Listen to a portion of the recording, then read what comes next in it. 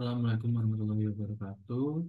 Perkenalkan, nama saya Nalija Vandra, NIM G002317 dari kelompok SKD A3. Kali ini saya akan membahas beberapa topik mengenai anatomi di blok 2.3 neuroendokrin.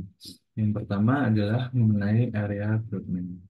Area Brodmann adalah 50 area fungsional yang ada di korteks cerebri, dan ini adalah pembagian fungsi masing-masing area Broadman secara singkat. Nah, kita akan bahas satu persatu untuk eh, fungsi-fungsi dari area-area tersebut. Yang pertama untuk yang ada di daerah lobus frontalis, ada area Broadman 4. Area Broadman 4 berfungsi untuk kontrol gerakan volunter wajah dan ekstremitas. Kemudian area Broadman 6 ini ada di sini untuk perkembangan gerakan motorik, dan kemudian ada area Brodmann 8 sebagai pusat gerak volunter bola mata. Kemudian untuk area Brodmann 9, 10, 11, 12, 46, dan 47 terbagi lagi fungsinya. Yang pertama untuk 9, 10, 12, 46 untuk fungsi eksekutif, untuk 11, 47 aktivitas visceral dan emosional, dan area Brodmann 9, 10, 11, 12 untuk aktivitas berpikir abstrak, penilaian matang, peramalan, dan untuk fungsi mawas diri. Dan yang terakhir untuk area 4445 berfungsi untuk aspek bicara motorik. Nah, itu adalah area Brodmann yang ada di lobus frontalis. Yang kedua, area Brodmann yang ada di lobus parietalis. Yang pertama adalah area 312 yang berfungsi untuk mengenal sumber, kuantitas, kualitas, suhu, nyeri, dan rantai tekan. Kemudian untuk area 43 ada area pengecapan. Kemudian untuk area 5, 7, 39, 40 sebagai fungsi taktil, visual, pengenalan badan, dan pengenalan benda sekitar. Kemudian yang ketiga untuk daerah yang ada di lobus occipitalis. Yang pertama adalah area Brodmann 17 yang berfungsi untuk fungsi penglihatan primer. Kemudian ada area 18-19 untuk pusat asosiasi visual terhadap pengamatan yang lalu. Kemudian juga untuk perspeksi visual kompleks seperti warna, gerak, dan objek, dan arah objek. Dan yang terakhir, yang keempat, untuk yang di daerah lobus temporalis ada area 41-42 yang merupakan area pendengaran primer. Kemudian ada area 22 merupakan pusat asosiasi pendengaran terhadap pengalaman yang lalu dan interpretasi serta apresiasi suara. Dan yang terakhir dari lobus temporalis yaitu area Brodmann 202137 yang berfungsi untuk mencatat dan sebagai gudang pengalaman. Nah, itulah area-area Brodmann yang ada di korteks cerebri. Kemudian yang selanjutnya adalah kita akan membahas mengenai tractus pyramidalis. Tractus pyramidalis adalah jaras dari area motorik primer dan sekunder. Area motorik primer seperti yang sudah dibahas tadi adalah area Brodmann 6 dan sekundernya adalah area Brodmann 6. Nah, itu adalah jaras itu yang berjalan dari area motorik primer dan sekunder berjalan menuju medula spinalis. Tepatnya dari sel Bates berjalan secara descendens atau turun yang berakhir di cornu anterior medula spinalis. Nah, tractus pyramidalis ini menyilang kolateral di Decussatio pyramidalis dan melanjutkan diri sebagai tractus corticospinalis lateralis. Nah, sisanya yang tidak menyilang itu akan sebagai tractus corticospinalis anterior yang tidak menyilang. Sedangkan yang menyilang akan menjadi tractus corticospinalis lateralis. Nah, sedangkan untuk tractus extrapyramidalis, dia fungsinya untuk pengendali aktivitas motorik, motorik dan dicetuskan korteks motorik cerebru dan tractus pyramidalis. Nah, tractus extrapyramidalis ini terdiri dari yang pertama adalah adalah tractus vestibulospinalis sebagai keseimbangan dan tonus otot. Kemudian ada tractus reticulospinalis yang dia asalnya di pons. Kemudian yang ketiga ada tractus reticulospinalis lateralis yang berasal dari medula oblongata, dan yang terakhir adalah tractus tectospinalis yang berasal dari mensencephalon. Kemudian ke topik yang selanjutnya adalah anatomi dari encephalon. Nah, encephalon ini terbagi menjadi beberapa. Yang pertama adalah cerebrum. Cerebrum adalah bagian terbesar dari encephalon yang terletak di fossa cranii anterior at media. Nah, cerebellum ini terdiri dari dua hemisfer yang dipisahkan oleh viscera longitudinalis cerebri. Di antara kedua hemisfer tersebut dihubungkan oleh corpus callosum. Untuk struktur cerebrum itu sendiri ada yang pertama cortex cerebri, centrum semioval, ganglia basalis, dan rhinencephalon. Ini adalah gambar dari cerebrum. Nah, cerebrum ini juga terbagi-bagi menjadi banyak lobus seperti lobus frontalis, temporalis, parietalis, dan occipitalis. Ini adalah gambarnya. Ada korteks cerebri yang ada di bagian luar. Kemudian yang di sini ada ganglia basalis dan bagian-bagian lain yang sudah disebutkan tadi. Kemudian lanjut ke yang kedua adalah bagian diencephalon. Diencephalon merupakan struktur yang membatasi ventriculus tertius. Strukturnya diantaranya terdiri dari talamus, subtalamus, hipotalamus, dan epitalamus. Ini merupakan gambar dari encephalon. Kemudian yang masukin di sini ini adalah talamus dan bagian-bagian lainnya. Lanjut ke yang ketiga adalah truncus cerebri. Truncus cerebri terdiri dari yang pertama mesencephalon yang dibagi lagi menjadi pedunculus cerebri dan tectum mensencephaly. Kemudian yang kedua bagian dari truncus cerebri itu ada pons farali dan yang terakhir adalah medulla oblongata. Ini adalah pons farali dan ini medulla oblongata.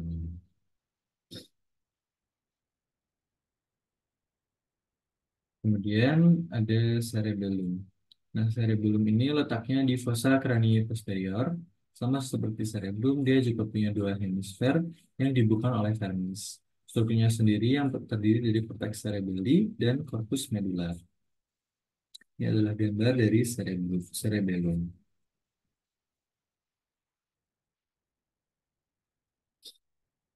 Oke, kita ke pembahasannya selanjutnya adalah mengenai anatomi dari medulla spinalis.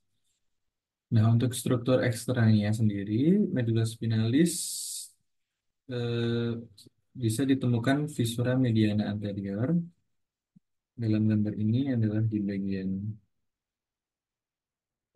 ini viscera mediana anterior, kemudian ada sulcus mediana posterior, sulcus anterolateral di kedua sisinya yang sebagai tempat keluar dari radix anterior. Kemudian yang terakhir struktur eksternal ada sulcus posterolaterales, posterolaterales di kedua hemisfer yang berfungsi sebagai keluarnya radix posterior. Nah, kemudian untuk struktur internalnya ada substansia grisea dan substansia alba. Nah, untuk substansia putih atau substansia alba ini, dia mengelilingi substansia grisea yang ditunjukkan pada gambar ini. Nah, substansia putih atau alba ini mengelilingi substansia grisea dan di sana terdapat serabut saraf longitudinal yang berjalan ascendens dan descendens. Kemudian substansi alba ini dibagi menjadi tiga bagian. Yang pertama adalah funiculus anterior, funiculus lateral, dan funiculus posterior. Ini adalah funiculus posterior, funiculus lateralis, dan funiculus anterior. Nah, sedangkan untuk substansia griseanya yang ini merupakan substansia gelap berwarna abu-abu karena didominasi oleh bagian soma dari neurosit. Nah, bentuknya sendiri adalah seperti huruf H atau seperti kupu-kupu. Nah, untuk sayap besarnya ini ada di anterior sebagai kolumna anterior dan sayap kecilnya sebagai kolumna posterior. Nah, di tengahnya bisa ditemukan kanalis centralis. Kemudian untuk pembahasan masih mengenai medula spinalis, kita akan bahas mengenai plexus saraf medula spinalis. Nah, plexus saraf medula spinalis bisa ditemukan yang pertama plexus cervicalis yang terdiri dari rami primaris ventralis dan nervi cervicalis 1 sampai 5. Kemudian ada plexus brachialis yang terdiri dari nervi cervicalis 5 sampai 8 dan nervi cervicotorakal 1. Sedangkan yang terakhir adalah plexus lumbosacralis terdiri dari 3 yaitu plexus lumbalis yang terdiri dari nervi lumbalis 1 sampai 5. Kemudian ada nervi sacralis yang saya plexus sacralis yang terdiri dari nervi sacralis 1 sampai 4 dan plexus coccygeus yang terdiri dari nervi sacralis 4 sampai 5 dan nervus coccygeus. Untuk cabang utama dari nervus spinalis ini yang pertama adalah ramus anterior, kemudian ramus posterior, ramus communicans dan ramus minimalis. Kemudian mengenai tractus ascendens dan descendens. Nah, tractus ascendens ini adalah tractus yang arahnya naik membawa sinyal aferen terdiri dari columna dorsalis posterior, tractus spinothalamicus lateralis, tractus spinothalamicus ventralis, dan tractus spinocerebellaris. Sedangkan tractus descendens ini berjalan turun membawa sinyal aferen terdiri dari tractus corticospinalis anterior dan lateralis, tractus rubrospinalis, tractus tectospinalis, tractus extrapyramidalis. Kemudian untuk vaskularisasi dari medula spinalis untuk spinalis anterior oleh arteri vertebralis pars intracranialis dan untuk spinalis posterior oleh arteri vertebralis atau arteri inferior anterior. Nah, kemudian kita membahas mengenai anatomi nervus cranialis dan tempat-tempat keluarnya. Nervus cranialis, nervi cranialis adalah 12 nervi yang keluar dari otak. Dibagi dua berdasarkan asalnya. Yang pertama yang nervi-nervi yang keluar dari encephalon, yang terdiri dari nervus 1 dan nervus 2. Kemudian yang kedua adalah yang keluar dari batang otak, yaitu terdiri dari nervus 3 sampai nervus ke-12. Bisa dibagi-bagi lagi. Yang pertama yang keluar dari mesencephalon itu nervus 3 sampai nervus 4. Kemudian yang keluar dari pons adalah nervus ke-5 dan sampai nervus 7. Kemudian yang keluar dari medula oblongata adalah nervus 9 sampai nervus 12. Nah, nervus yang pertama adalah nervus olfactorius, kedua nervus opticus, ketiga oculomotorius, keempat abducens, kelima trochlearis, keenam trigeminus, ketujuh facialis, kedelapan vestibulocochlearis, kesembilan glossopharyngealis, kesepuluh nervus vagus, ke-11 nervus accessorius, dan yang terakhir atau nervus 12 adalah nervus hypoglossus. Nah, tempat-tempat keluarnya sendiri dan fungsinya akan kita bahas. Untuk nervus olfaktori adalah fungsinya untuk eh, penglihatan yang merupakan eh, nervus sensoris. Kemudian yang kedua adalah nervus opticum. Fungsi sensoris juga untuk penglihatan dan refleks pupil. Kemudian untuk nervus 3, nervus oculomotor sebagai yang merupakan nervus motorik yang berfungsi untuk pergerakan dari bola mata dan elevasi dari upper eyelid. Nah, untuk oculomotor ini juga ada fungsi parasimpatetiknya sebagai konstriksi dari pupil dan akomodasi dari pupil. Kemudian nervus 4 atau nervus sacralis merupakan nervus motorik sebagai yang berfungsi untuk pergerakan bola mata. Kemudian nervus 5, nervus trigeminal, fungsi sensorik sebagai jendela sensasi. Dan juga dia mempunyai saraf motorik juga yang berfungsi untuk membuka dan menutup mulut. Kemudian ada nervus 6 atau abducens merupakan nervus motorik yang berfungsi untuk pergerakan bola mata. Kemudian yang nervus 7, nervus facialis, fungsi sensoriknya untuk perasa, fungsi motoriknya untuk pergerakan otot-otot wajah, dan parasimpatetiknya untuk eh, penghasilan saliva dan lakrimal. Kemudian nervus 8, nervus vestibulocochlearis sebagai fungsi sensorik, yaitu sebagai sensasi vestibular, yaitu untuk keseimbangan dan pendengaran. Kemudian untuk nervus ke-9 yaitu glossopharyngeal, sensoriknya untuk general sensation dan perasa. Kemudian untuk motoriknya untuk menelan dan parasimpatetiknya untuk pembentukan saliva. Kemudian nervus 10, nervus vagus, sensoriknya untuk general sensation, motoriknya untuk bicara dan menelan, parasimpatetiknya untuk menginervasi otot jantung, inervasi otot smooth muscle, dan glands-glands yang ada di sistem kardiovaskular, sistem respiratorik, dan sistem gastrointestinal. Kemudian nervus 11 atau nervus aksesorius, fungsi motoriknya untuk pergerakan dari kepala dan pundak. Kemudian yang terakhir nervus 12, nervus hypoglossus untuk motorik pergerakan dari lidah.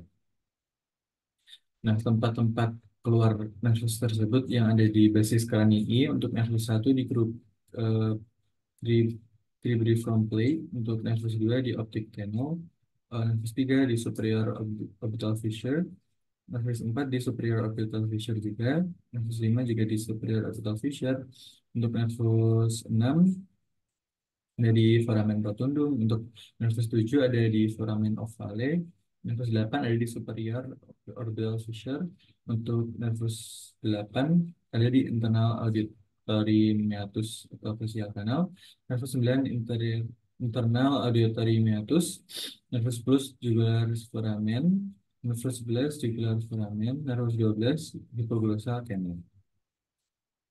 Nah, sedangkan untuk di otaknya, untuk nervus 1 ada di cortex olfactorius medialis et lateralis, nervus 2 di chiasma opticum, nervus 3 di sulcus oculomotorius, nervus 4 ada di caudal collicus inferior, nervus 5 ada di margo lateralis confarali, uh, nervus 7 ada di sulcus bulbopontinus, nervus 8 di angulus pontocerebellaris, nervus 8 ada di sulcus posterolaterales, nervus 9 ada di medulla oblongata, nervus 10 ada di sulcus anterolaterales, nervus 11 ada di medulla oblongata, dan nervus 12 ada di medulla sulcus preorbitalus. Oke, pembahasan selanjutnya adalah circulus arteriosus lilisi yang dibentuk pada basis encephalon oleh sistem arteriae vertebrobasilaris dan sistem arteria karotis internalnya yang saling berhubungan. Nah, anastomosisnya itu terbentuk dari yang pertama adalah satu arteri komunikans anterior yang menghubungkan arteri cerebri anterior dextra dan sinistra yang bisa dilihat di sini. Kemudian untuk yang kedua ada dua arteri komunikans posterior yang menghubungkan arteri karotis internal dengan arteri cerebri posterior. Itulah ini. Yaitu adalah circulus arteriosus lisi. Kemudian untuk selanjutnya adalah pembahasan melalui jalur penglihatan. Nah, jalur penglihatan mata ini dimulai dari diterimanya cahaya oleh sel fotoreseptor dari sel yang paling luar yaitu sel fonus, masuk lebih dalam lagi ke sel bipolar dan ke sel ganglion. Dari situ akan diteruskan eh, dari kumpulan akson dari sel ganglion. Nah, nantinya kumpulan akson tersebut akan membentuk nervus 2. Nah, akan diteruskan oleh serabut nervus 2 yang berakhir di yang melewati chiasma opticum, berlanjut ke tractus opticus dan nanti ke nucleus geniculatum lateralis. Kemudian ke radio radiatio optica atau truncus geniculocarina dan berakhir di lobus occipitalis, tepatnya di area visual primer 17. Nah, kemudian ada otot-otot penggerak bola mata. Otot-otot bola mata digerakkan oleh otot-otot atau muskuli extraocularis yang terdiri dari yang pertama adalah musculus levator palpebrae superioris yang berfungsi untuk mengangkat palpebrae superior. Kemudian musculus obliquus superior yang berfungsi untuk abduksi, depresi, dan rotasi medial. Kemudian musculus obliquus inferior berfungsi untuk abduksi, elevasi, dan rotasi lateral. Kemudian ada musculus rectus superior untuk aduksi, elevasi, dan rotasi lateral. Musculus rectus superior untuk aduksi, elevasi, dan rotasi medial. Musculus rectus inferior untuk adduksi, depresi, dan rotasi lateral. Musculus rectus medialis untuk aduksi dan musculus lateralis untuk abduksi. Kemudian pembahasan mengenai perbedaan saraf simpatis dan parasimpatis. Sistem simpatis ini mengendalikan respons fight or flight. Dengan kata lain, sistem ini mempersiapkan tubuh untuk aktivitas fisik yang berat. Dan kalau parasimpatik ini untuk eh, fungsi rest dan digest, di mana cenderung saat tubuh sedang santai atau beristirahat. Nah, untuk sistem simpatik ini ada di segmen thoracolumbar, sedangkan untuk parasimpatik ini ada di craniosacral. Kemudian lanjut langsung ke modalitas saraf kranial yang merujuk pada fungsi dan jenis informasi yang dibawa oleh masing-masing kedua belas saraf kranial. Yang pertama untuk modalitas sensori umum atau general sensory. Nah, fungsinya untuk mengantarkan informasi sensori dari kulit, otot, dan organ internal ke otak. Contohnya adalah saraf atau nervi 5 trigeminal yang mengantarkan sensasi dari wajah, mulut, dan mata. Kemudian, yang kedua adalah modalitas sensori khusus atau modalitas spesial sensori. Yang fungsinya mengantarkan informasi dari indera khusus seperti penglihatan, pendengaran, dan penciuman. Contohnya sendiri ada saraf optik untuk penglihatan, saraf olfaktorius untuk penciuman, dan lain-lain. Yang ketiga, modalitas motorik somatik atau somatik motor. Fungsinya untuk mengontrol alat rangka yang memungkinkan gerakan tubuh, contohnya saraf oculomotor. Kemudian untuk yang keempat ada motoritas motorik visceral atau visceral motor. Fungsinya untuk mengatur otot-otot halus, otot jantung, dan kelenjar. Contohnya untuk nervus vagus untuk pengendalian fungsi jantung, paru-paru, dan saluran pencernaan. Yang kelima adalah modalitas sensorik visceral atau visceral sensory yang fungsinya untuk mengantarkan informasi sensorik dari organ internal ke otak. Contohnya adalah vagus yang membawa informasi sensorik dari organ dalam ke otak. Yang keenam adalah modalitas motorik branchial yang fungsinya mengontrol otot-otot yang berasal dari lengkung branchial seperti otot wajah dan otot-otot terkait dengan proses menelan. Contohnya adalah saraf facialis, nervus 7 yang mengontrol otot-otot ekspresi wajah. Masing-masing dari 12 saraf kanal ini bisa memiliki satu atau lebih modalitas yang berbeda, tergantung pada fungsinya. Nah, itulah pembahasan anatomi untuk kali ini. Terima kasih banyak.